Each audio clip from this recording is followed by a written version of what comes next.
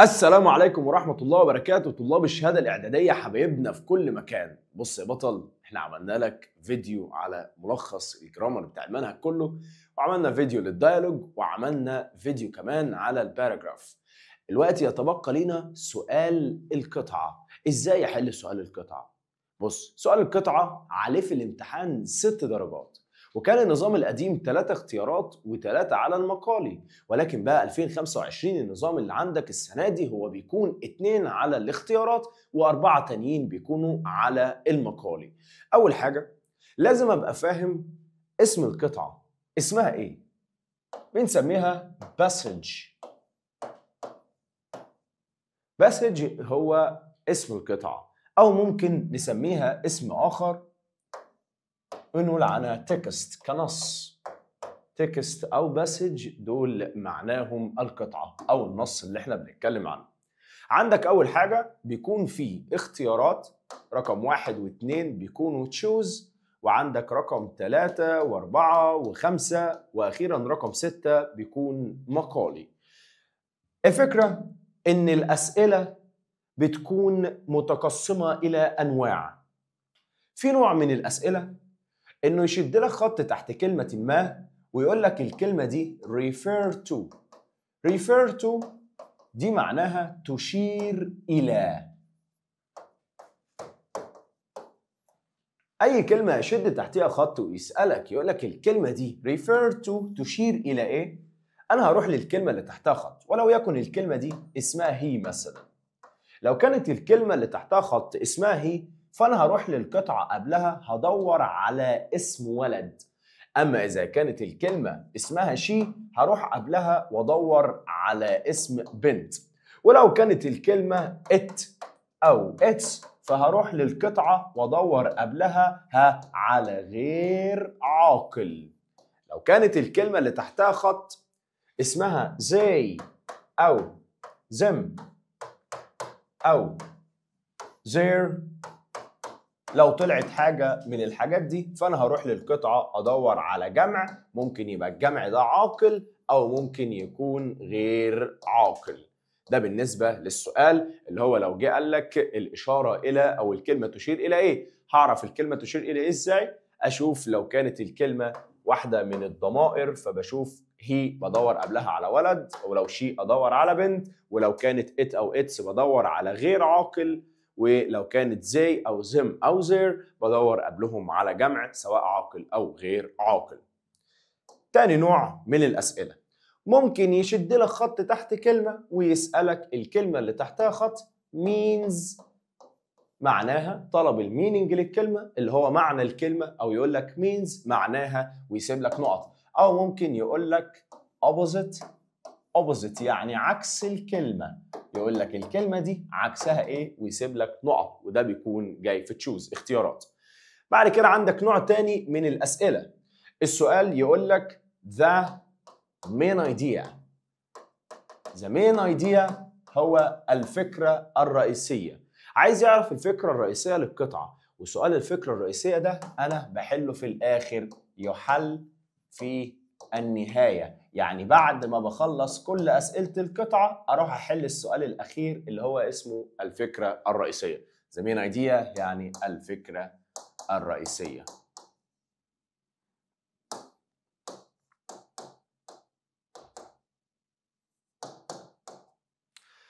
بقية الأسئلة عندك بتكون على القطعة وإنك بتطلع تجيب الإجابة من فوق. أما في سؤال بقى لو قابلك فده سؤال مهم جدا اسمه سؤال السامرايز. سامرايز ممكن تتكتب بالزي كده أو ممكن يشيل الزد ويحط مكانها اس. سامرايز يعني لخص. هيجي يقول لحضرتك لخص من القطعة، ولكن مش هيقول لك لخص القطعة كلها. هيجي يقول لك يا إما تلخص الفقرة الأولى من القطعة أو تلخص الفقرة الثانية أو الثالثة، لأن القطعة بتتقسم إلى فقرات، وهقول لك فقرات القطعة حالا دلوقتي. لو هيقول لك لخص الفقرة الأولى فدي اسمها the first paragraph، ولو هيقول لك لخص الفقرة الثانية اسمها the second paragraph. The first paragraph يعني الفقرة الأولى. The second paragraph يعني الفقرة الثانية. طب لو كانوا 3 فقرات هيقول لك لخص الفقرة الثالثة. طب لو هيقول لك لخص الفقرة الثالثة هيقول لك the third paragraph. طيب ممكن يطلعوا 3 باراجرافات وبدل ما يقول لك لخص الفقرة الثالثة والثالثة هي الأخيرة يعني يقول لك the last paragraph. The last paragraph يعني الفقرة الأخيرة. طب إزاي ألخص الفقرات؟ بص يا سيدي، عشان تتعلم سؤال لخص ده هو إنك بتروح للفقرة اللي قال لك لخصها. القطعة لو فرضنا إنها بتكون عبارة عن فقرات بالشكل ده. أولاً الفقرة هي عبارة عن سطر يبدأ بمسافة فاضية في أوله. يعني كده دي فقرة. عرفت منين إن دي فقرة؟ علشان بادئة بمسافة فاضية في أول السطر. طب فين الفقرة التانية؟ الفقرة التانية هي بتبدأ من أول هنا. دي الفقرة التانية، دي الفقرة الأولى. فالفقرة هي عبارة عن مسافة فارغة في بداية السطر، زي الباراجراف لما بيجي بيبدأوا بمسافة فاضية في أول السطر. ولو ما تعرفش الكلام ده ارجع لفيديو الباراجراف وشوف بيتكون إزاي. فالفقرة هي عبارة عن مسافة في بداية السطر. فلو بصيت على القطعة دي قلت لك الشكل ده كده هو عبارة عن باسج، قطعة. قول لي كده فقرات القطعة دول كام؟ والله لو جيت عديت، أولاً المسافة الفاضية دي عبارة عن بداية فقرة. الفقرة دي خدت السطر الأول والسطر الثاني والسطر الثالث لحد ما انتهى بالنقطة. والسطر الرابع برضه أهو. طب السطر الخامس بعد كده بدأ بمسافة فاضية، يبقى دي فقرة جديدة ودي الفقرة الثانية. طب الفقرة الثانية خدت السطر الأول ده والثاني ده. طب الفقرة الثالثة أهي. فالقطعة دي عبارة عن 3 فقرات. هو بقى لو جه قال لك لخص هيقول لك يا إما لخص الفقرة الأولى يا إما لخص الفقرة الثانية يا إما تلخص الفقرة الثالثة. أو ممكن ما يقولكش لخص فقرات، يقول لك لخص جزئية في القطعة وهو هيكون قايل لك على الجزئية اللي هتلخصها فبتطلع لها فوق في السطور فتشوفها. طب كيف تلخص الفقرة؟ والله وعشان ألخص الفقرة اللي قال لي عليها قال لك مثلا لخص الفقرة الأولى. فأنت عندك الفقرة الأولى عبارة عن 4 سطور. تلخيص الفقرة، أولا الطالب اللي هيقرأ الفقرة ويقدر يطلع اللي هو فهمه من القطعة فيقول جملة من عنده. يعني أنا قرأت الفقرة الأولى لقيت مثلا بيقول الكثير من السياح يحبوا أن يأتوا مصر في فصل الشتاء لأن جوها يكون مناسبا لهم، وفضل يتكلم على مصر. ممكن طالب يلخص يقول السياح يحبوا مصر. ممكن طالب تاني يقول مصر جوها جميل في الشتاء. ممكن طالب تاني يقول السياح بيحبوا يزوروا مصر في الشتاء. فده تلخيص لكل طالب بيكتب اللي هو فهمه. وطالب ممكن يقول تلخيص، طالب تاني يقول تلخيص تاني بس صح، ده بياخد الدرجة وده بياخد الدرجة. أما لو أنا معرفتش أقرأ كله وأطلع اللي أنا فهمته فقدامي حل تاني، إني بقرأ السطور اللي موجودة في الفقرة وحاول أستلقط جملة تكون عامة عن الفقرة أو تكون أطول جملة في الفقرة، وحاول إن أنا أكتبها له في السؤال بتاع لخص وأشيل منها الكلمات اللي ملهاش لازمة كأني بخفف منها كلمات أو بلخصها. هو ده التلخيص، إن أنا بقرأ جملة من الفقرة اللي قال لي لخصها. خدت مثلا الجملة الأولى أو الجملة الثانية اللي هي الجملة اللي فيها الحاجة العامة اللي بيتكلم عنها في الفقرة، واخد الجملة واشيل منها الكلمات اللي ملهاش تأثير في الجملة، وهنشوف دلوقتي. وهو ده برضو شكل تاني للخص. يبقى يا اما بقرأ الفقرة واشوف فهمت ايه وبعدين اقوله، يا اما باخد جملة من الفقرة او جملتين من الفقرة واحطهم في الإجابة بس اشيل منهم الكلمات اللي ملهمش تأثير. تعالى كده نطبق بحل قطعة ونشوف عاملة ازاي. ده امتحان من النماذج الاسترشادية الوزارة منزلاها. نشوف طريقة الحل على الأسئلة. أول حاجة، لو أنت هتقدر تقرأ القطعة من غير ما تتلخبط تقدر تقرأها، ولو حاسس إن الموضوع صعب بالنسبة لك طبيعي جدا هتقوم نازل على الأسئلة تقرأ الأسئلة قراءة جيدة وبعدين نقوم ماسكين سؤال سؤال نروح ندور عليه في القطعة. وده اللي أنا بحبذه وبفضله، إنك تقرأ السؤال قبل ما تقرأ القطعة، وبالتالي لما تقرأ السؤال بتبقى عارف غرضك إيه من القطعة أو طالع تدور على إيه بالظبط، فبتقرأ وتجيب إجابتك بدل ما تقرأ القطعة وبعدين تنزل تحل الأسئلة، وده بيبقى مضيعة للوقت أكتر. أول حاجة هو الأسئلة، بس إيه هنا إحنا هنعلم عليها. بسم الله. عندك أول سؤال زي ما قلت لك هتلاقي سؤالين اختيارات، ده رقم 1، ده رقم 2. بعد كده بقية الأسئلة بتكون مقالي، ده 3 مقالي، 4 مقالي، 5 و6 مقالي. رقم 1 بيقول لك the best title. the best title ده معناه أفضل عنوان، أفضل عنوان. for the passage، للباسج. قلنا باسج من شوية هي القطعة، بيقول لك أفضل عنوان للقطعة إيه هو؟ طيب أنت عندك الاختيارات: shopping التسوق، buying الشراء، selling البيع، internet أو الإنترنت وهو الإنترنت. إزاي أجيب أفضل عنوان للقطعة؟ تعال نطلع للقطعة ونشوف مين من الأربعة مناسب للقطعة. في بداية القطعة بيقول لك buying and selling. buying يعني الشراء and selling يعني البيع. الشراء والبيع is part of everyday activities. part of يعني جزء من، everyday activities يعني الأنشطة اليومية. الشراء والبيع هم يعتبروا جزء من الأنشطة اليومية، وغالبا بداية كل قطعة بتعبر عن عنوان ليها أو عن الفكرة بتاع القطعة. في الغالب معظم القطع بدايتها أو أول جملة فيها هي بتعبر عن الفكرة الرئيسية ليها. طب هو السؤال تاني كان بيقول لك أفضل عنوان the best title for the passage، أفضل عنوان للقطعة إيه هو؟ فأنا أشوف الشوبينج التسوق، ولا الباينج الشراء، ولا السيلينج. أنت لو طلعت للقطعة هتلاقي أول جملة بتقول buying and selling اللي هو البيع والشراء، بس تحت في الاختيارات كاتب لك البيع بس، كاتب لك البيع بس وكاتب لك الشراء بس. مش هينفع أقول لا الشراء بس ولا ينفع أقول البيع بس، فأنا أدمج الاتنين مع بعض في أي كلمة، الإنترنت ولا بالشوبينج التسوق. فعلا هتبقى بالشوبينج التسوق، لأن البيع والشراء دول يعتبروا من التسوق. رقم 2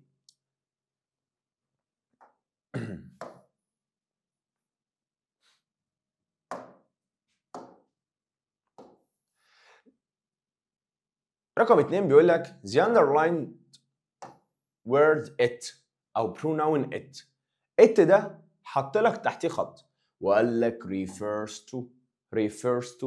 لو رجعت للشرح اللي كتبته لك دلوقتي على الوايت بورد هتلاقيني بقول لك refers to. الصفحة اللي قبلها يقول لك هنا ايه يا بطل؟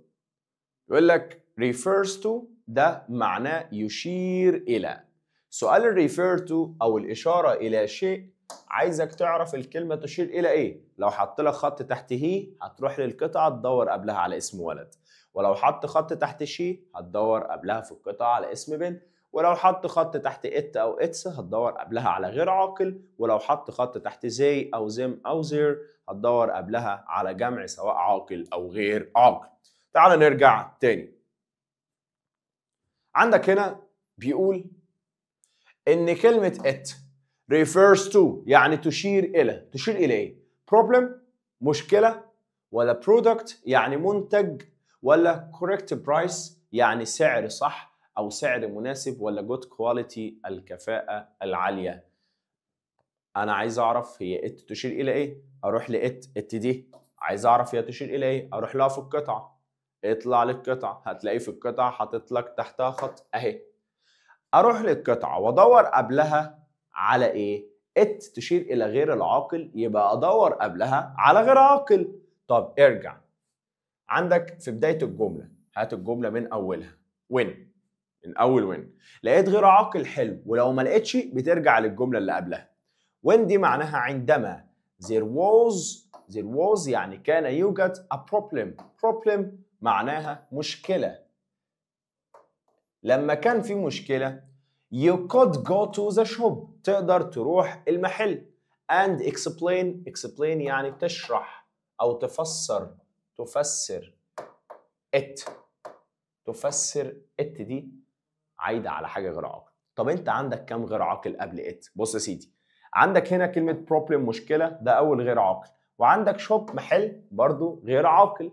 طب عندي 2 غير عاقل، أستخدم أنهي واحد فيهم؟ والله على حسب كلمة it هتشير إلى أنهي واحد؟ هتشير إلى المشكلة ولا هتشير إلى المحل؟ طب أنا معرفش يا مستر. شوف الكلمة اللي قبلها اسمها explain يعني تفسر.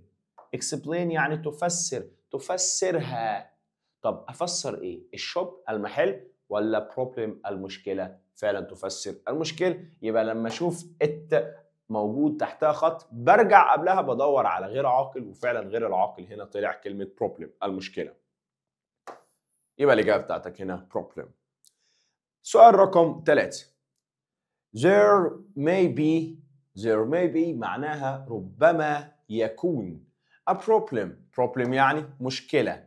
when you buy something online عندما when هنا معناها عندما you buy عندما أنت تشتري something يعني شيئا ما online يعني عبر الإنترنت. بيقول لك ممكن يبقى في مشكلة لما تشتري حاجة من على النت. explain يعني فسر أو وضح لي أو فسر لي المشكلة اللي ممكن تحصل لما تشتري حاجة من على النت. طب أنا هعمل إيه؟ أروح أدور على problem مشكلة وأدور معاها على كلمة أونلاين أو الحاجة اللي أنا ممكن أشتريها من على النت. إحنا فوق في القطعة لقينا كلمة problem مشكلة، بس المشكلة هنا كان جاي معاها تروح المحل وتفسرها وتوضحها. شوف في كلمة مشكلة تاني ولا لأ؟ في عندك تحتها على طول problem مشكلة، بس هنا بيقول لك could solve any problem تقدر تحل أي مشكلة. أنا عايز أدور على مشكلة خاصة بالأونلاين بالإنترنت. طب انزل تحت دور على مشكلة. هو كل اللي أنا بعمله بدور على الإجابة الصح للسؤال اللي طلبه مني. لو جيت هنا بيقول لك buying and selling البيع والشراء today يعني اليوم depend on يعتمد على a lot of الكثير من online. لقينا كلمة online يعتمد على الانترنت. online activities يعني الأنشطة عبر الانترنت. first أولا you must يعني يجب عليك log on يعني أن تسجل في the internet تسجل على الانترنت and choose price وتختار السعر. أنا مش عايز كل ده، أنا بدور على كلمة problem. انزل بقى دور لي على problem. ادي في كلمة problem اهي. في ايه تاني؟ في problem اهي. في problem تاني. بس تعالى بقى نقرأ الجملة بتاع problem الأولى ونشوف ايه المشكلة اللي ممكن تحصل من على الإنترنت. when يعني عندما، وليها معنى تاني اسمه متى، بس ده في الدايلوج في المحادثات لما يكون في الآخر question mark علامة استفهام بنترجمها بمعنى متى. غير كده هنقول عليها عندما. when there عندما يوجد there is a problem عندما يوجد مشكلة you must يعني يجب عليك fill in معناها تسجل فيه، ودي كانت موجودة في كلمات unit 2. fill in يعني تسجل فيه a form describing تسجل فيه استمارة describing it وتوصفها clearly بوضوح يعني بتسجل في استمارة أو بتسجل في حاجة كده موجودة على الموقع وبتوضح المشكلة بتاعتك. أنا لحد دلوقتي ما قلتش إيه اللي بيحصل لما يكون في مشكلة. قال لك an online assistant بيرد عليك مساعد عبر الإنترنت will contact you يعني يتواصل معك but ولكن it may take ربما أن يستغرق أو يأخذ، ولكنه ربما أن يستغرق a long time يعني وقت، long يعني طويل، a long time يعني وقت طويل to get a reply اللي هو الرد عليه. بيستغرق وقت طويل لكي يرد. طب عرفت المشكلة؟ والله أنا قرأت عرفت إن هنا بيقول لي لما يكون عندك مشكلة من بعدها على طول هو ده المشكلة. من بعد كلمة problem هي دي المشكلة. you must fill in a form describing it clearly. وبعد كده تنقل كل ده كده كل ده كده لحد ما يقول لك بيستغرق وقت طويل لكي يرد. بص بقى نقلك بيبقى منين. ممكن تختصر وتاخد من اول هنا، من اول كلمه it تقول له it may be take a long time، ممكن يستغرق وقت طويل to get a reply لكي يرد. وممكن تنقل من بعد كلمه problem وتنقل الاجابه دي كلها بتحطها في كراسه الاجابه. يبقى كده لما قال لك maybe، ادي maybe اهي a problem مشكله، طلعت فوق للقطعه دورت على المشكله، بص كلمه may اهي. الناس اللي بتقول لك ما بنلاقيش الاجابه في القطعه، امال يعني هتلاقيها ازاي؟ هي موجوده في القطعه، فهتلاقي السؤال، بس انت دور بحرص زي ما انا عملت. لقيت بروبلم فوق، لقيت بروبلم فوق بس ما كانش معاها كلمه اونلاين، بس نزلت تحت لحد ما لقيت بروبلم جايه في السطر بتاع كلمه اونلاين، او هنا في اونلاين موجوده، فدي المشكله بتاعه الانترنت. تاني حاجه ان انت كمان لقيت كلمه ماي، وانت عندك في السؤال تحت كاتب ماي، فده في ترابط بيقوي العلاقة ما بين السؤال والإجابة بتاعته اللي موجودة فوق. رقم 4، سؤال بيبدأ بآر يبقى ترد عليه بيس ونو، لأن آر من الأفعال المساعدة اللي قلناها في فيديو المحادثة، وقلنا إن أي سؤال بيبدأ بفعل مساعد بيترد عليه يا إما بيس يا إما بنو. هو قال لك are there، يعني هل يوجد any new shopping habits. habits دي معناها عادات. Are there any new shopping habits today؟ هل يوجد أي عادات للتسوق اليوم؟ طب هترد يا إما بيس يا إما بنو. طب ارجع كده تعال ندور على كلمة new shopping habits اللي هي موجودة في السؤال، يعني هنا في السؤال عشان برضو أعرف هل في shopping habits عادات للتسوق ولا لأ، أروح أدور عليها وأشوف. new shopping habits، ادي habits صح، وبعد كده راح قايل السطر بتاع people used to يعني اعتادوا ان people used to، الناس اعتادوا ان do this long time، اعتادوا ان يفعلوا ذلك منذ وقت طويل. على ايه بالظبط؟ على الباينج والسيلينج اللي هو البيع والشراء، اللي هو بتاع من اليوميات او من الانشطه اليوميه، والناس اعتادوا ان يفعلوا ذلك منذ وقت طويل. لو نزلت بقى على السطر الثاني هتلاقيه بيقول لك but ولكن shopping habits العادات للتسوق changed يعني تغيرت واتغيرت a lot يعني كثيرا، العادات اتغيرت كثيرا. طب لقينا كلمة habits موجودة في جملة بيقول لك عادات التسوق اتغيرت كثيرا. جه سألك في السؤال بيقول لك ايه؟ هل يوجد اي عادات جديدة؟ طبعا يس، هتقول له يس لانها اتغيرت فاكيد في عادات جديدة للتسوق. هتقول له يس وتقوم عامل are there تنزلهم في العكس، تقول له yes there are، نعم يوجد، وتحط النقطة.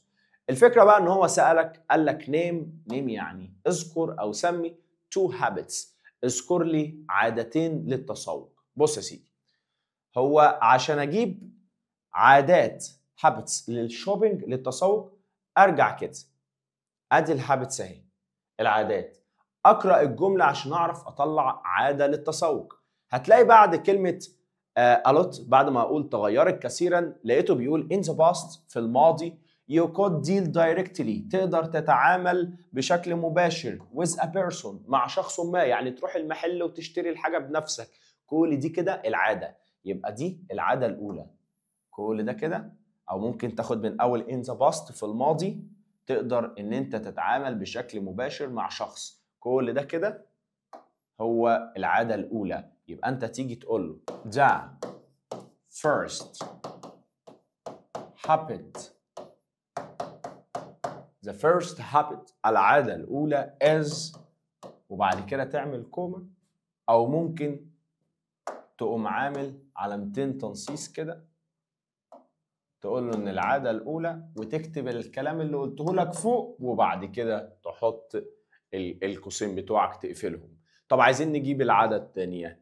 العاده الثانيه لو طلعت انت خلاص كل ده العاده الاولى اللي هو بيقول لك في الماضي كنت تقدر تتواصل بشكل مباشر مع البائع، وبعد كده في السطر اللي بعدها راح قال لك you could talk تقدر ان انت تتحدث You could talk تقدر ان انت تتحدث to the seller مع البائع and even ask وكمان ask يعني بتسأله for advice على نصيحة وفضل يتكلم كتير. انزل على الفقرة الثانية هتلاقي ان الفقرة الثانية بتبدأ معاك buying and selling البيع والشراء today اليوم depends on معناها يعتمد على a lot of online activities يعتمد على الكثير من online activities يعني الأنشطة اليومية. ودي العادة التانية من التسوق إنه بيعتمد على الأنشطة اليومية. غير إن أنا بروح المحل وأطلب الحاجة ممكن عن طريق الإنترنت أجيب الحاجة بسهولة جدا من عبر الإنترنت. فأقول له هنا العادة التانية the second habit يعني العادة التانية is وبعد كده أقوم كاتب له about يعني تكون عن واكتب online shopping عن التسوق عبر الإنترنت. ودي العادة التانية. رقم 5 بيقول لك summarize يعني لخص the first paragraph. first يعني أول paragraph يعني فقرة. عايزك تلخص أول فقرة. طب الفقرة لو طلعت عشان تجيب فقرات القطعة تلاقيني عامل لك هنا رقم 1 دي الفقرة الأولى لأنه سايب لك مسافة في أولها، ودي الفقرة الثانية عشان سايب لك مسافة برضه في أولها. فالفقرة هي إنك بتعرفها من خلال المسافة اللي موجودة في أول السطر. عايزك تلخص الأولى ولا الثانية؟ الأولى. طب الأولى كانت بتتكلم عن بيقول لك buying and selling البيع والشراء هو part of يعني جزء من everyday activities هو جزء من الأنشطة اليومية. وبعد كده قال لك الناس زمان people used to اعتادوا أن to do things to do this long time أن يفعلوا ذلك منذ وقت طويل. ممكن ألخص له أخد أول جملة وأقول له إن البيع والشراء ده هو يعتبر جزء من الحياة اليومية، بس بدل ما اكتب everyday activities اقول مثلا ان البيع والشراء ده يعتبر شيء اساسي في الحياة اليومية. ممكن اقول له ايه، انقل من اول فوق خالص كده buying and selling البيع والشراء. اقول له ان هو important يعني هام in our life يعني في حياتنا. ان خدت البيع والشراء وعملت لهم جمله قلت ان هم مهمين في حياتنا، بس ده اسمه تلخيص. في طالب تاني ممكن يقرا القطعه كلها ويلخص من عنده. صح، التلخيص هو انك بتجيب جمله من الفقره اللي قال لك لخصها وبتكون بيها جمله تانيه. يعني بتاخد الجمله وتعمل بيها جمله، او بتاخد الجمله وتشيل منها بعض الكلمات اللي ملهاش تاثير. بعد كده جه سألك رقم 6 سؤال بيقول لك how كيف will buying and selling البيع والشراء كيف البيع والشراء هيكونوا يعني هيكونوا in the future في المستقبل. البيع والشراء هيكونوا ايه في المستقبل؟ والله لو ساعدني بإجابة هجيب الإجابة من فوق، وفي الغالب رقم 6 ده بيبقى عايز رأيك في الحاجة اللي بيتكلم عنها في القطعة، وفي الغالب الإجابة بتاعتك برضو بتكون صح لأن هو بياخد رأيك وبيقول لك كيف البيع والشراء هيكون في المستقبل. طالب ممكن يقول له هيعتمد على الأونلاين، ممكن طالب تاني يقول له سوف يكون سهل، ممكن يكون كاتب لك الإجابة في القطعة، ولو مش كاتبها في القطعة بتبقى أحسن. هو عامة في القطعة هنا فضل يتكلم عن الأونلاين شوبينج وقال لك المشكلة الأكبر إن بعض الشركات ما بتقدرش يعني لا تستطيع. فضل يتكلم عن وما جابلكش سيرة فيوتشر المستقبل ده مش موجود خالص في القطعة، وما قالكش التسوق عبر الإنترنت هيكون عامل إزاي حتى. فهنا يتبقى الرد للطالب. الرد يعتمد على الطالب. يعني إيه؟ يعني بتلاقي في معظم القطع آخر سؤال رقم 5 أو رقم 6 هتلاقيه بيعتمد على رأيك أنت أو فكرتك أنت إيه عن القطعة. فمعظم الإجابات بتاع الطلبة بتكون صح هنا. هو بيقول لك how will buying and selling be in the future كيف يكون البيع والشراء في المستقبل. هقول له مثلا إن هو سوف يكون أسهل. ممكن أقول له إنه مثلا أقول له يعتمد على الإنترنت. لو هقول سوف يكون أسهل هقول له it will be easy. It will be easy يعني سوف يكون سهلا. القطعة اللي بعدها في الامتحان الثاني، بنحل قطع بس دلوقتي في الامتحانات. عندك النموذج الاسترشادي الثاني من الوزارة، بيقول له هنا بيتكلم عن الانترنت. يعني والله صدفة بالصدفة أول كلمة مكتوب الانترنت. الأسئلة هعمل لك بس دايرة عليها، ده كده السؤال رقم 1، السؤال رقم 2، ودول السؤالين الاختيارات. طب بالنسبة ل3 و4 و5، هو 3 هنا جاي برضو اختيارات، ده كده جاي بالغلط، بس انت الصح عندك اللي هتلاقي 2 اختيارات في الامتحان، وال4 الباقيين هيكونوا مقالي. 3 برضه اهو في اللي تشوز، بعد كده عندك 4 و5 و6. تعالى لرقم 1، بيقول لك هنا nowadays. كلمة nowadays دي معناها في هذه الأيام. nowadays يعني هذه الأيام. The internet. الإنترنت is used يعني يستخدم بواسطة. جالك في الاختيارات قال لك 300 people يعني 300 بني آدم، ولا thousands of people آلاف البني آدمين، ولا hundreds of people مئات البني آدمين، ولا millions of people ملايين من الناس. والله أنا عشان أعرف هو بيستخدم بواسطة إيه أرجع أدور على إنترنت، أدور على used by، أدور على الحاجات دي. أدي إنترنت. عايزين نعرف عدد الناس. It was known in 1969. عرف سنة 1969. وبعد كده قال لك the original aim يعني هدف، كنا واخدينها في حفظ الكلمات قبل كده. الهدف الرئيسي ليه ان هو كذا كذا، مش قايل لك الناس. ادي بيبول اهي، بيبول الناس اهي، قبلها كاتب millions او 100 millions of people يعني مئات الملايين من الناس. hundreds of millions يعني مئات الملايين من الناس. هنا كاتب hundreds of people مئات الناس عشان الطلبة اللي بتتحول. هنا كاتب hundreds of people يعني مئات الناس، ولكن في القطعة كاتب hundreds of millions of people يعني مئات الملايين. فأنت ما عندكش هنا غير millions of people، ودي أقرب حاجة للي كانت موجودة في القطعة. ومش لازم تلاقي نفس الإجابة اللي فوق هي اللي تحت، هتلاقي في تشابه ما بينهم. رقم 2 in the past في الماضي. it عايدة على حاجة غير عاقل. was يعني كان. very نقط في الماضي إنه كان إيه؟ to get information لكي get يعني تحصل على information يعني المعلومات you needed اللي كنت محتاجها. في الماضي أو زمان كان إيه؟ إنك تحصل على معلومات. easy يعني سهل. comfortable يعني مريح. simple يعني بسيط.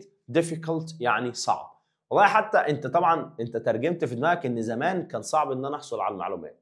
طب انا دلوقتي جالي سؤال تاني عايز اشوف اللي بعد النقط او اللي قبل النقط واطلع ادور عليه في القطعه. تعالى مثلا ندور على in the past في الماضي، وندور على information معلومات، وندور على needed المعلومات اللي انت احتجتها. تعالى ندور على information وفي الماضي والمعلومات اللي انا احتجتها.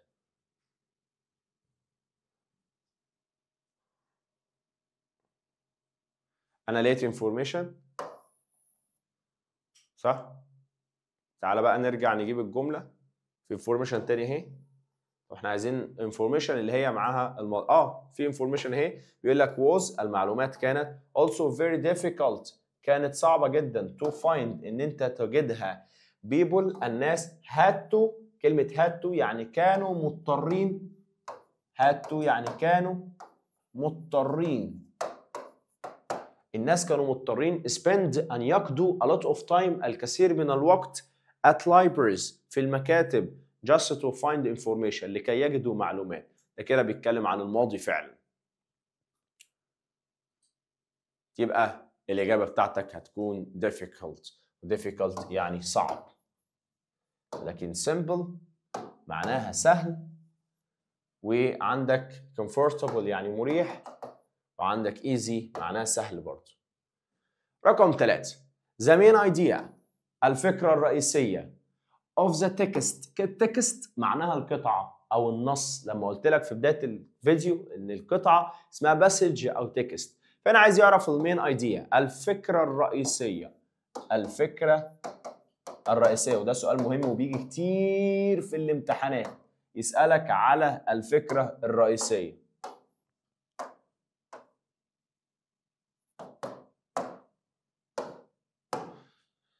طب ازاي اجيب الفكرة الرئيسية؟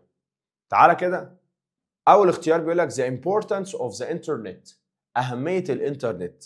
الاختيار الثاني the disadvantages، و disadvantages دي معناها عيوب of social media، عيوب وسائل التواصل الاجتماعي. الاختيار الثالث how to write an email، كيف تكتب ايميل. الاختيار الرابع ده في الصفحة اللي بعدها بيقول له life before we get computers، الحياة قبل أن نحصل على الكمبيوترز. هو انا اعرف الفكره الرئيسيه بتتكلم عن ايه؟ والله هو الفكره الرئيسيه في معظم القطع بتكون موجوده في اول 4 سطور، بتقراهم كويس بتعرف القطعه بتتكلم عن ايه. تعال نقرا اول سطر كده. والله هو بيقول لك زي الانترنت is a worldwide يعني عالمي او على العالم كله، system يعني نظام عالمي of computer networks من شبكات الكمبيوتر. يبقى الفكره الرئيسيه دي تتكلم عن الانترنت. هو بيقول لك بيعرف لك الانترنت، يبقى كل اللي جاي وراه هيعتمد على الانترنت. يبقى فعلا الفكرة الرئيسية هنا بتعتمد على the importance of the internet، أهمية الانترنت. رقم 4 what، ما أو ماذا was the real reason. إيه هو the real reason؟ يعني السبب الحقيقي. real يعني حقيقي، reason يعني سبب. for using the internet، السبب الحقيقي لاستخدام الانترنت. والله انا عايز اعرف ليه الناس بتستخدم الانترنت. تعالى كده عايزين نعرف سبب الانترنت. هو لما قال لك ان الانترنت هو نظام عالمي من الكمبيوترات او شبكات الكمبيوتر. it was known دي معناها عرف، ودي هتاخدوها الترم الثاني ان شاء الله لما تاخدوا حاجه اسمها الباسيف، المبني للمجهول. was known يعني عرف in 1969، عرف سنة 1969. بعد كده قال لك the original aim يعني الهدف الرئيسي أو الهدف الأساسي من الإنترنت ده was to create، was يعني كان، to create يعني أن تنشئ a network، ونتورك يعني شبكة تواصل that would allow أن تسمح لي users يعني المستخدمين of a research ان هم بيعملوا research كمبيوتر او بيستخدموا كمبيوتر بحثي كذا كذا كذا. هو ده نفس السؤال اللي سأله لك تحت، قال لك what was the real reason، ايه هو السبب الرئيسي لاستخدام الانترنت. وهو ده كان السبب الرئيسي سنة 1969 اللي انشأوه بسببه ان هو كان the original aim، الهدف الرئيسي ليه كذا كذا كذا. طب انت ازاي تاخد اجابتك لما تلاقيها؟ طريقة اخذ الاجابة لما تيجي هنا، دي بداية الجملة بتاعتك عشان في نقطة تحت العمود الأخضر اللي أنا عملته ده. هتنقل كده كل ده لحد ما الجملة تخلص منك. طب الجملة هتخلص فين؟ بتخلص عند النقطة. بص أنا بنقل كل ده لحد ما الجملة تخلص، لحد ما تلاقي نقطة. آدي النقطة أهي. دي كده الإجابة بتاعتك. بتنقل كل ده لحد ما تلاقي جملتك خلصت. هو طبعا الترجمة بتاعته إن هو بيقول لك الهدف الرئيسي إن إحنا نعمل network that would allow، نعمل نتورك يعني شبكة، allow يعني بتسمح users للمستخدمين ان هم يعملوا تواصل ما بين الكمبيوترات في اليونيفرسيتي في الجامعة لجامعة تانية، بيعملوا تواصل ما بينهم وبين بعض في الجامعات. يعني كانت الفكرة الرئيسية للإنترنت ان هم يعملوا تواصل ما بين كمبيوترات الجامعة. رقم 5 how، كيف.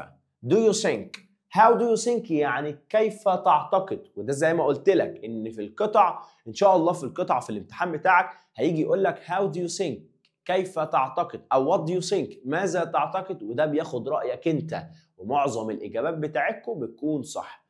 how do you think كيف تعتقد the internet، ان الانترنت affects يعني يؤثر our future lives، يؤثر على الفيوتشر لايفز يعني الحياه المستقبليه. بيأثر ازاي على حياه المستقبل؟ والله انا هشوف ازاي ادور على افكت يؤثر، او ادور على المستقبل، او ادور على اي حاجه خاصه بتاثير الانترنت، او اجيب له اي جمله خاصه بتاثير الانترنت.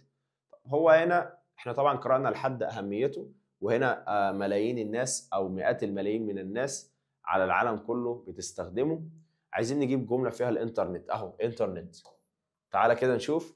But most of us يعني معظمنا take the internet بناخذ الانترنت for granted للاعتبار and يعني و forget بننسى just how important is it بننسى أهميته to our daily lives لحياتنا اليومية. هو هنا ليه تأثير للمستقبل؟ لا مفيش. فتدور على جملة تاني فيها الانترنت. تعالى كده ادي انترنت.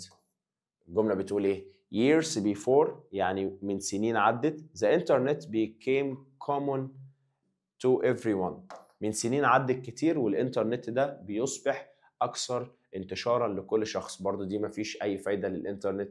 تعال نفكر تاني. دور لي على انترنت او فايدته.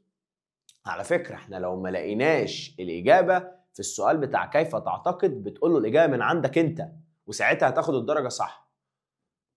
هنا بيتكلم على انه it took about a week كان بيأخذ اسبوعا to send a letter لكي ترسل ايميل from one country من دولة to another يعني لأخرى. كان يعني عايز يقول لك ان زمان كان الليتر يعني الجواب او الخطاب كان بيستغرق about a week كان بيستغرق حوالي اسبوع علشان يبعت خطاب من واحد عايش في دولة لواحد عايش في دولة تانية.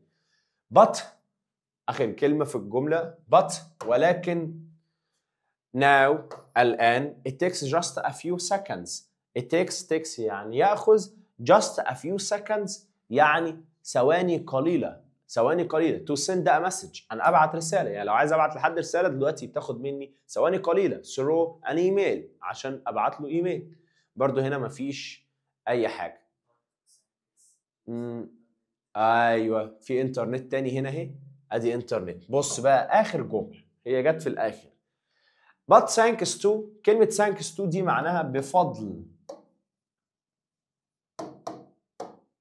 thanks to معناها بفضل the internet. بفضل الانترنت اللي حصل بقى اهو ده اللي انا هكتبه له.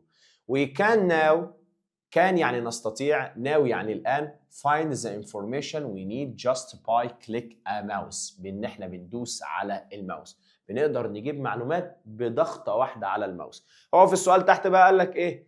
How do you think the internet affects our life أو our future lives؟ كيف تعتقد ان الانترنت يؤثر affects يعني يؤثر our future life على حياتنا المستقبلية؟ هتقول له الجملة دي اللي هو thanks to the internet بفضل الانترنت. هتقول له الجملة دي we can now find the information نجد المعلومات we need اللي بنحتاجها just by clicking a mouse بالضغطة واحدة على الماوس. وممكن تقول له إجابة تانية تقول له مثلا الإنترنت makes the life easy جعل الحياة سهلة.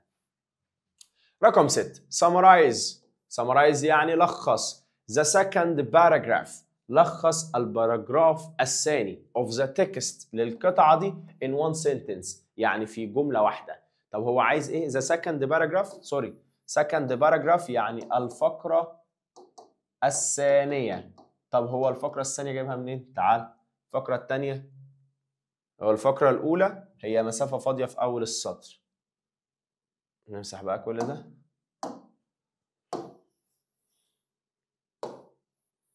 أهي دي الفقرة الأولى لأن مسافة فاضية في أول السطر ودي الفقرة الثانية اللي هي فيها مسافة فاضية في أول السطر. هو عايزك تلخص الأولى ولا الثانية؟ الثانية. يبقى تيجي على الثانية يا إما تقرأها وتشوف فهمت منها إيه يا إما تاخد جملة منها وتشيل منها الكلمات اللي ملهاش لازمة. طب هو في الفقرة الثانية بيقول لك information was also very difficult. المعلومات كانت يعني كانت very difficult to find كانت صعبة إن إحنا نجدها أو نحصل عليها. people had to والناس اضطروا أن spend a lot of time أن يقضوا الكثير من الوقت at libraries يعني المكتبات just to find the information لكي يجدوا المعلومات. وبعد كده قال لك they were looking for اللي كانوا بيبحثوا عنها but thanks to the internet ولكن بفضل الإنترنت we can now نقدر دلوقتي find the information we need نجد المعلومات we need يعني التي نحتاجها just by clicking يعني بضغطة واحدة ماوس على الماوس. طب لخصت ازاي؟ ممكن اقول له الانترنت makes our life easy اللي احنا قلناها في المثال اللي فوقيه ده summarize ده تلخيص للفقرة الثانية. ممكن الخص الفقره الثانيه باني اخد الجمله الاولى منها واقول له ان الانفورميشن was very difficult in the past. المعلومات كانت صعبه في الماضي. طب اقولها ازاي؟ بص، انت عندك الجمله بتقول information was also. في مشكله لو شلت كلمه also؟ لا. طب في مشكله لو شلت very؟ لا برضو عادي. هقول له information المعلومات was difficult كانت صعبه to find ان نجدها، وبعد كده ازود له فيها في الاخر كده اقول له in the past في الماضي. اقول له المعلومات كانت صعبه ان نجدها في الماضي. اقول له information was. بص انا بنقل الجمله من فوق بس بشيل منها الكلمات اللي ملهاش لازمه. information was also يعني ايضا. very difficult عادي اشيل also واشيل very واكتب difficult بس، بدل ما اقول صعبه جدا اقول صعبه وخلاص.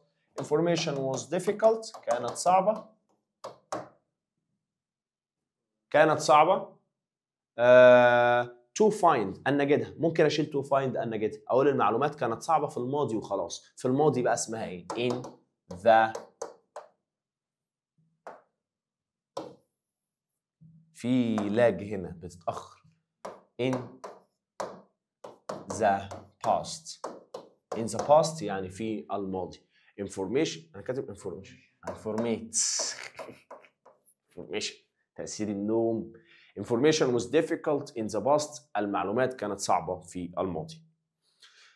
كده خلصنا القطعتين اللي في النموذج الاسترشادي. تعالى بقى، مش هسيبك، تعالى نحل القطعتين اللي جم النهارده في امتحان محافظة القاهرة. امتحان محافظة القاهرة 2025 امتحان كان في اللزوز والحمد لله ما خرجش عن المراجعة اللي قلناها. للأسف بقى طلبة القاهرة ما لحقش ينزل لهم فيديو المحادثة، الديالوج والباراجراف ما لحقش ينزل لهم برضه. القاهرة 2025. تعالى يا برنس، قبل ما نحل الامتحان كله احنا هنعمل الامتحان فيديو مخصص ليه، واحنا بس عايزين القطعة بتاعته.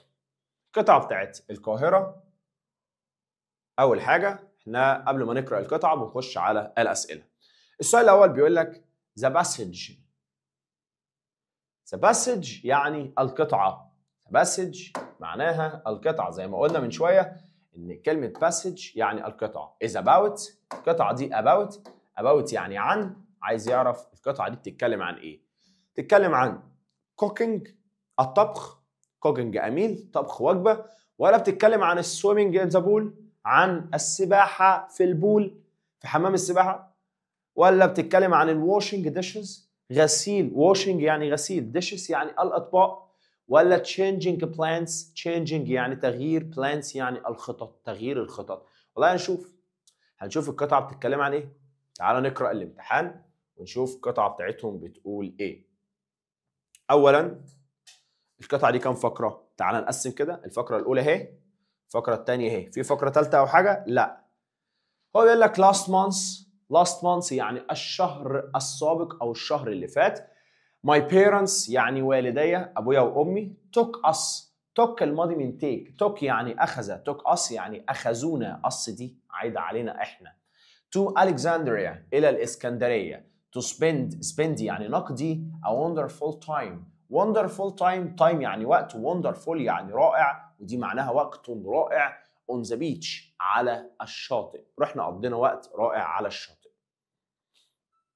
بعد كده قال لك mother أمي suggested اقترحت we would go shopping. اقترحت إن احنا نروح نعمل shopping for an hour لمدة ساعة. for an hour دي معناها لمدة ساعة. before يعني قبل. قالت إن احنا نروح نعمل shopping قبل going to the beach قبل ما نذهب إلى الشاطئ. we went نحن ذهبنا to خالد بن الوليد street. رحنا شارع خالد بن الوليد، وده من أشهر شوارع اسكندرية، اللي هو زي السوق كده، زي العتبة عندنا. It was a famous كان مشهور and wonderful place وكان مكانا رائعا. wonderful place يعني مكان رائع. for buying clothes لشراء clothes يعني الملابس. كان مكان حلو إن احنا نشتري منه لبس من هناك. and يعني و souvenirs والهدايا التذكارية. انا عمال يتكلم عن خروجه وانا بقى عايز اخلص.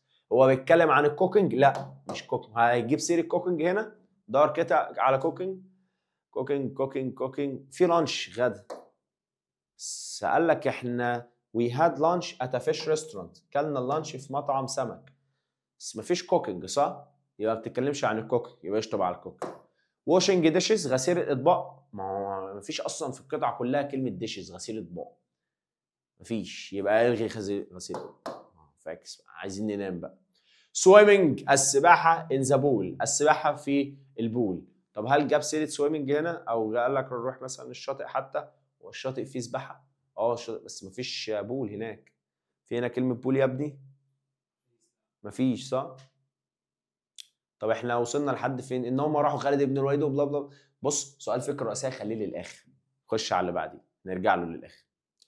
The family العائله spent يعني قضت، العائله قضت not on the beach. قضت ايه على الشاطئ؟ no time ولا وقت. an hour يعني ساعه. 2 hours يعني ساعتين. noon يعني وقت الظهر. العائله spent قضت قد ايه على الشاطئ؟ لا لازم نقرا عشان نعرف قضوا قد ايه. وصلنا لحد راحوا خالد بن الوليد وان ده مكان مشهور للسوفينيرز للهدايا التذكاريه. ماشي. at reasonable prices. reasonable prices يعني اسعار معقوله او في المتناول. اسعار خالد بن الوليد هناك واللبس. بعد كده حط نقطه وقال لك it was full of يعني مليء بيه. crowded shops. crowded يعني مزدحم. shops يعني محلات. where people حيث الناس could find anything. could يعني يستطيعوا او كانوا يقدروا. find يعني يجدوا. anything يعني اي حاجه. الناس هناك بتروح تشتري اي حاجه. السطر اللي وراها قال لك they wanted اي حاجه هم محتاجينها. they wanted يعني محتاجينها. want يريد او يحتاج.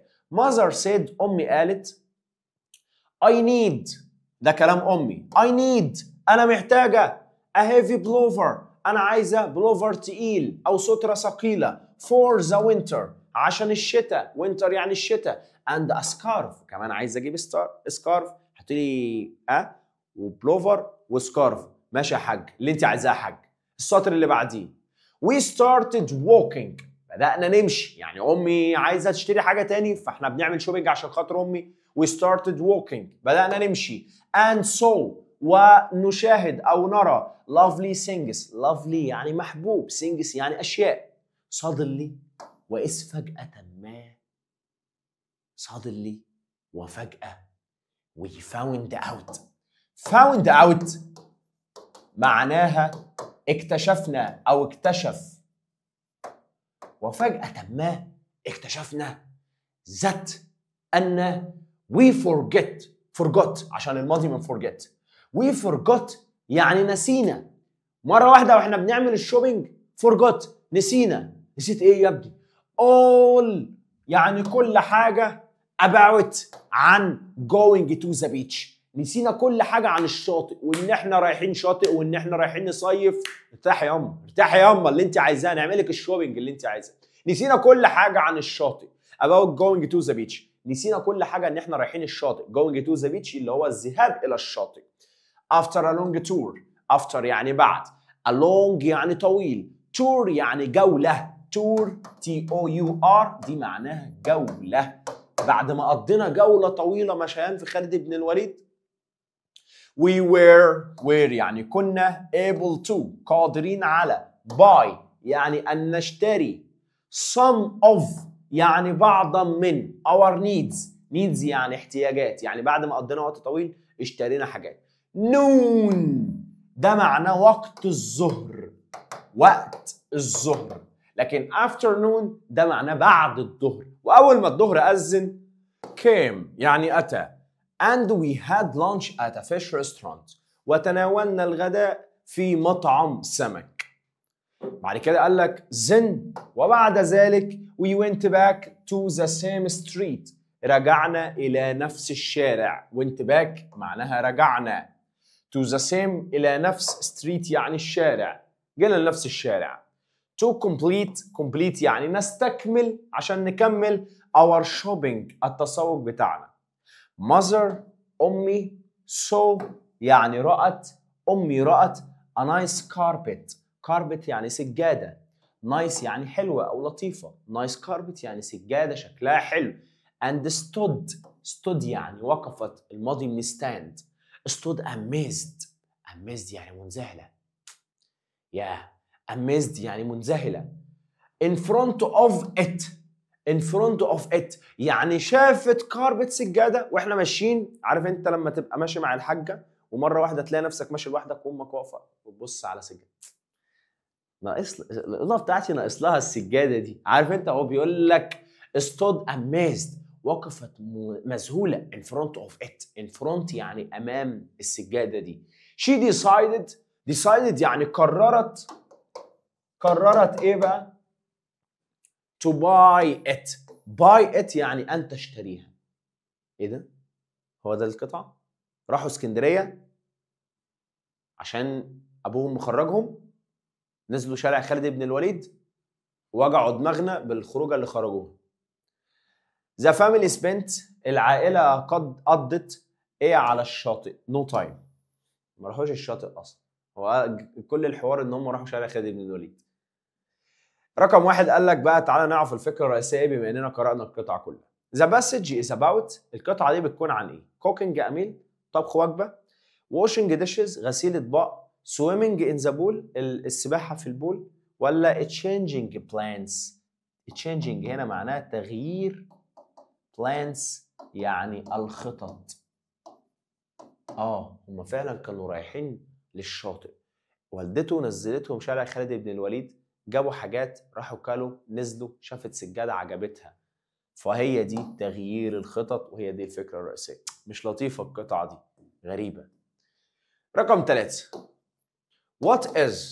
what is يعني ماذا يكون؟ the main idea الفكرة الرئيسية. طب ازاي بتسأل على القطعة دي عن ايه وازاي تيجي تسأله تحت تقول له ايه الفكرة الرئيسية للقطعة؟ what is the main idea of the first paragraph للفقرة الأولى. صايع برضه عايز يعرف الفكرة الرئيسية للفقرة الأولى. طب الفقرة الأولى بيقول لك last month من الفقرة الأولى اللي هو السطر ده والسطر ده وده وده وده لحد هنا. الشهر اللي فات احنا رحنا إلى الإسكندرية.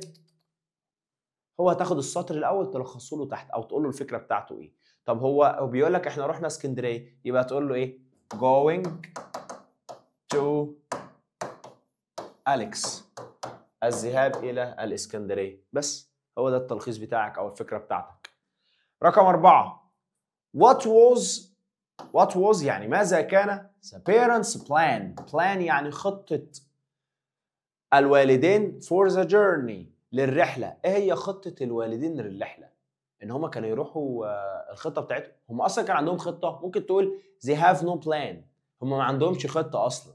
تاني حاجة أو ممكن طالب تاني يقول له إن هما they are planning to go to Alex. كانوا بيفكروا أو بيخططوا إن هما يروحوا الإسكندرية. اللي هو تاخد من السطر الأول اللي هو إيه؟ my parents والدي took us to Alex أهي. اللي هو بقى إيه؟ هتكتب له going to Alexandria الذهاب إلى الإسكندرية. رقم 5 why لماذا؟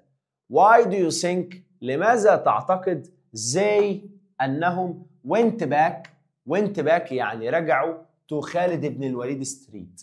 ليه تعتقد انهم went back رجعوا الى شارع خالد بن الوليد؟ دور على كلمة went back اللي احنا قرأناها من شوية اللي هو عاد الى. تعال نشوف went back كنا شايفينها من شوية عملنا عليها دايرة went back. تعال رجعوا الى خالد بن الوليد ستريت اهو. نحن went back to the same street رجعنا إلى نفس الشارع. to هنا معناها لكي أو علشان. هتقوم ناقل بقى إجابتك إيه؟ من هنا لحد النقطة. شايف النقطة؟ هي دي النقطة. هتنقل من أول to لكي لحد complete our shopping لكي نكمل التسوق بتاعنا. بس خلي بالك هو بيتكلم عن نفسه بيقول our. لما أنت تيجي تنقل أي our موجودة في القطعة خليها their. our يعني ملكنا. بس أنا في الإجابة عايز أقول ملكهم هم عشان أقول يكملوا التسوق بتاعهم هم مش تسوقي أنا ولا تسوق عيلتي أنا. فلما تلاقي our هو بيتكلم عن نفسه فأنا أخليها تبقى their. هو our تتحول إلى their. بعد كده سؤال رقم 6 where معناها أين ودي تسأل عن المكان. where did they decide to أين هم؟ زي يعني هم ضد ده فعل مساعد ما تترجموش. decide to يعني يقرروا أو قرروا. have lunch إن هم يتناولوا الغداء. أين قرروا أن يتناولوا الغداء؟ طبعا هروح أدور على كلمة lunch الغداء، أروح ألاقيها فين في القطعة؟ فين lunch أي had lunch، أدي lunch أهو. قال لك المكان at a fish restaurant في مطعم سمك، يبقى الإجابة at a fish restaurant في مطعم سمك. دي كانت قطعة محافظة القاهرة، ولكن احنا بقى إن شاء الله في محافظة الجيزة هتلاقي القطعة بتاعتك أبسط من كده وأخف من كده. ما بحبش أنا القطع اللي هي لف ودوران وأصلا ما فيهاش أي فكرة عامة، ولكن أنت هتركز جدا على الحاجات دي، إنك تبقى فاهم يعني إيه سؤال الإشارة إلى، إزاي يقول لك الكلمة تشير إلى إيه. لو قال لك هي هتشير إلى ولد، ولو قال لك شي هتشير إلى بنت، ولو قال لك إت أو إتس هتشير إلى غير عاقل، ولو قال لك زي أو زم أو زير هتشير إلى الجمع. خلي بالك برضو من السؤال بتاع سمرايز لخص، هيقول لك يا إما لخص الفقرة الأولى أو الفقرة الثانية أو الفقرة الثالثة أو لخص جزء معين من القطعة. والهدف من الفيديو ده إنك تشوفني وأنا بحل القطع وتعرف طريقة تفكيري وإن أنا بتعامل إزاي مع القطعة، وتشوف إن أنا بقرأ السؤال وبعدين أطلع أجيب الإجابة من فوق. ووارد إنك تلاقي كلمة ما تعرفهاش أو بعض الكلمات في القطع ما تعرفهاش، وده طبيعي جدا. لما تلاقي كلمة صعبة عليك خمن معناها في الجملة، انك تقرأ الجملة، واحنا مش عايزينك تترجم كل كلمة في القطعة، احنا عايزينك تطلع تجيب اجابتك من فوق بس وبتخمن. وزي ما انا كنت بحل، ده اللي انا طالبه منك، تشوف طريقة حلي كانت عاملة ازاي وتعمل زي ما كنت بعمل بالظبط. واحنا حلينا اشد القطع، بحيث ان انت لما تكون حليت قطعة صعبة اي قطعة تانية بالنسبة لك هتبقى في نفس المستوى او اقل في المستوى، يعني هتبقى سهلة بالنسبة لك ان شاء الله. فانا بعلي طريقة تفكيرك، بعلي تفكيرك بحيث ان انت تبقى فاهم القطع الصعبة، فلما تعرف القطعة الصعبة اللي هو بتحيرك في انك تجيب اجابتها، اي قطعة تانية بعد كده هتحل السؤال بتاعها هتلاقي نفسك جبت الاجابة بسهولة ان شاء الله. وده اللي احنا متوقعينه باذن الله ان شاء الله على خير، ان انتوا تخشوا ما تعطلوش في اي سؤال في القطعة. ودايما كده تشرفونا وتشرفوا اهليكم، والسلام عليكم ورحمة الله وبركاته.